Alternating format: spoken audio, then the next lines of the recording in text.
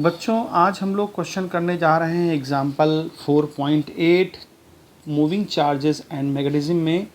तो इस क्वेश्चन में एक फिगर दिया हुआ है एनसीईआरटी में, इस तरह का हॉरिजॉन्टल वायर दिया हुआ है। तो हमने क्या किया, इसको वर्टिकल बना लिया अपनी समझने और सुविधा के लिए। तो क्वेश्चन में कहता है कि स्ट्रेट वायर है जिसका रेडियस जो है दे रखा है। अब ये सिलिंड्रिकल टाइप में है, वायर सिलिंड्रिकल बना लिया हमने, जिसका एरिया, जिसका रेडियस दिया है area of cross section A, और जिसमें करंट फ्लो हो रही है आई। तो देखें, इसमें हमको पता क्या करना है। एक तो पता करना है मैग्नेटिक फील्ड जब आर हमारा ए से बड़ा हो, और दूसरी कंडीशन में जब आर हमारा ए से छोटा हो। तो दो कंडीशन है, जब आर की वैल्यू यानी कि जो डिस्टेंस है जहाँ पर ए से बड़ा, यानी कि हमें आउटसाइड पता करना है। तो मान लें कि हमें यहाँ कहीं, इसको थोड़ा सा लंबा कर लें, और हमें यहाँ कहीं पता करना है। और ये पॉइंट क्या है, ये पॉइंट इसके सेंटर से आर डिस्टेंस पर है।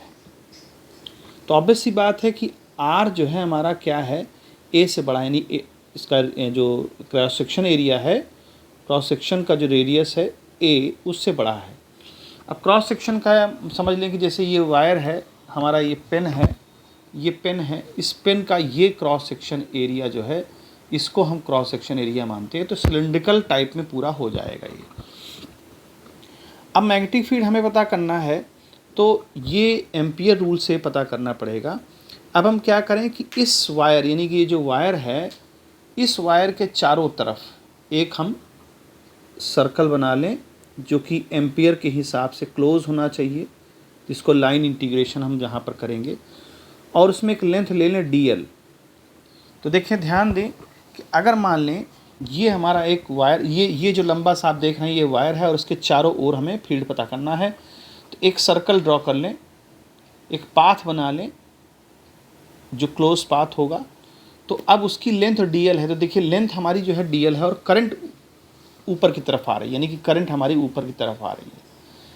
और जो लेंथ है, उस लेंथ में हमने इसको अपनी उंगलियों को कर्व कर रखा है, या यूँ कहें कि ये करंट फ्लो हो रही है। तो करंट हमारी ऐसे फ्लो हो रही है, और हमें पता करना है फील्ड इस पॉइंट पर।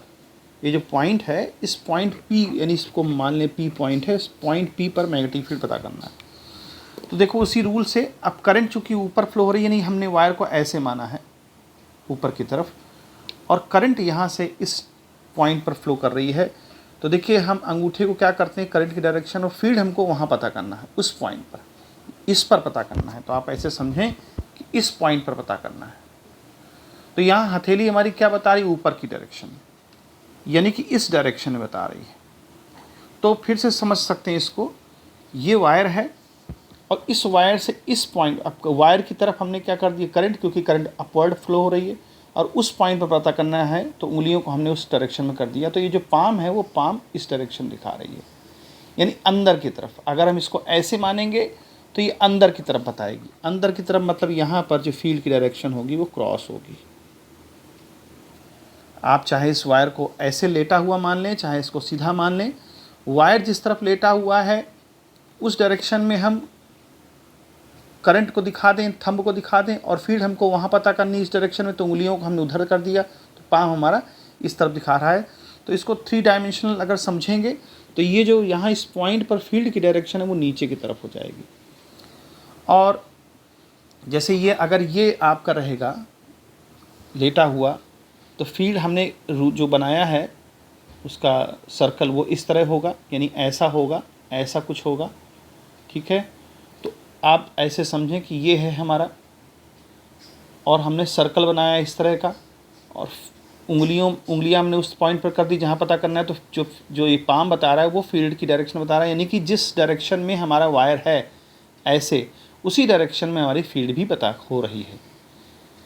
तो जो लेंथ है DL, वो नीचे की तरफ ऐसे मान लिया हमने, या ऐसे मान लें, जैसे भी मानना चाहें, और उसी डायरेक्शन में हमारी फील्ड भी है, यानी दोनों के बीच में एंगल 0 बन रहा है। तो हम एम्पियर रूल जब लगाते हैं तो लिखते हैं BDL वेक्टर फॉर्म में, और म्यू नॉट I।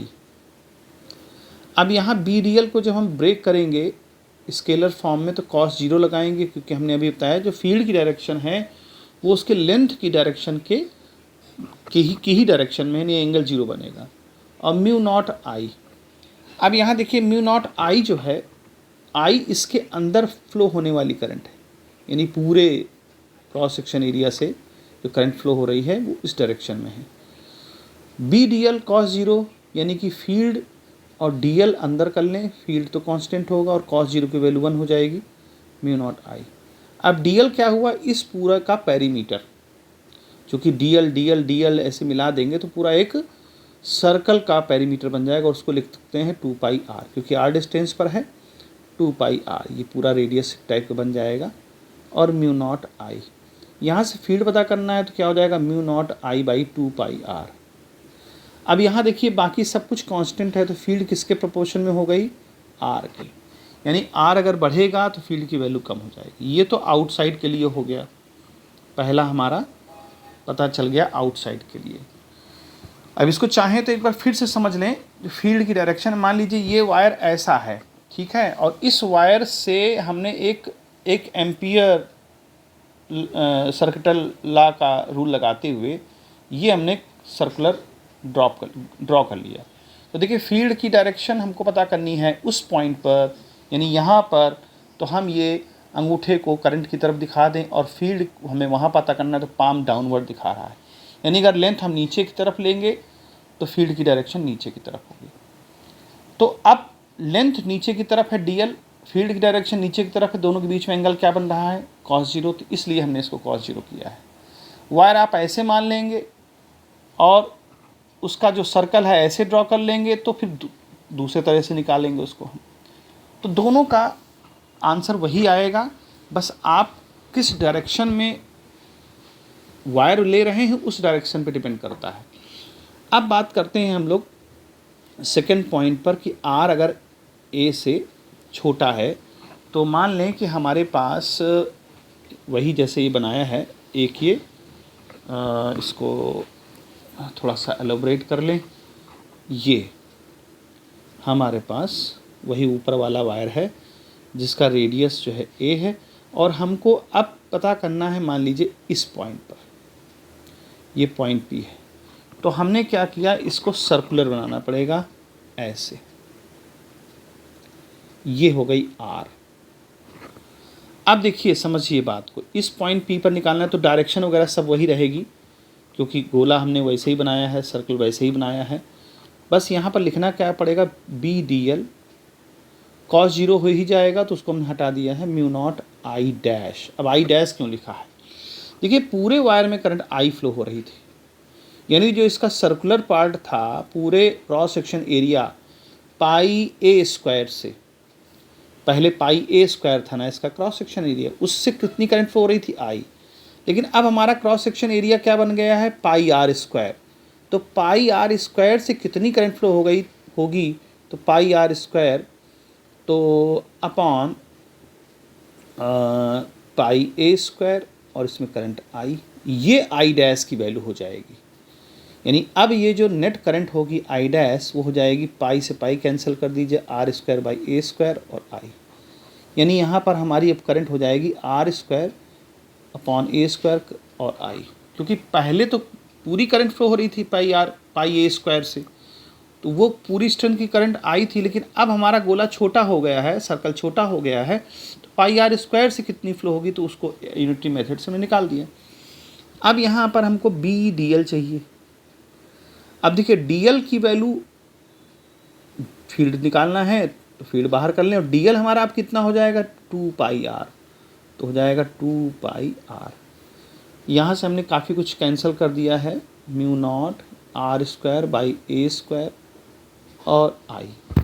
अब यहाँ से देखिए हम इसको ब्रेक करेंगे, mu naught R square I by A square 2 pi R, तो आर से एक आर कैंसिल हो जाएगा, तो बाकी जो चीज़ें होंगी वो कांस्टेंट होंगी, mu naught I by A square 2 पाई और आर बचेगा। अब देखिए ये सब कुछ कांस्टेंट है, म्यू नॉट कांस्टेंट है, आई करंट फ्लो हो रही कांस्टेंट ही है, ए रेडियस बदल नहीं रहा है वायर का, और 2 पाई कांस्टेंट, यानी कि बी जो होगा वो किसके डायरेक्टली प्रोपोर्शनल होगा, आर के।